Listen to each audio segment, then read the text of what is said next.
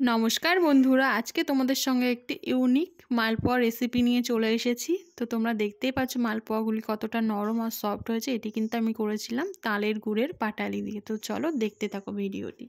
প্রথমেই আমি জলটাকে মৃদু উষ্ণ গরম করে নিয়েছিলাম। সেখানে পাটালি গুড়টাকে এইভাবে গলিয়ে নিয়ে এখানে আমি 2 কাপ ময়দা 1 কাপ সুজি দিয়ে এইভাবে ব্যাটারটাকে গুলে নিয়েছি। এর ভিতরে একটু মৌরি একটু লবণ দিয়ে ব্যাটারটাকে ঠিক এইভাবে গুলে নিয়েছি, তোমরা দেখতেই পাচ্ছ।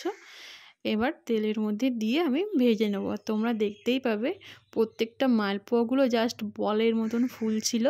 আর কালারটা কিন্তু সুন্দর হয়েছিল, যেহেতু আমি গুড়টা দিয়ে ব্যাটারটাকে গুলেছিলাম, তো তার জন্য কিন্তু এত সুন্দর কালারটা এসেছে।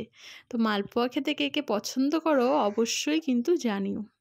আমাদের বাড়িতে কিন্তু সবাই খুব ভালো খায়।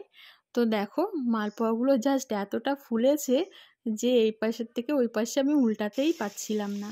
প্রত্যেকটা মালপোয়া কিন্তু খুব সুন্দর ফুলেছিল এবং কালারটা কিন্তু দেখতেই পাচ্ছ। এটা যেহেতু পাটালি গুড় দিয়ে করেছিলাম, এটা কিন্তু খেজুরের গুড় না, এটা তালের পাটালি।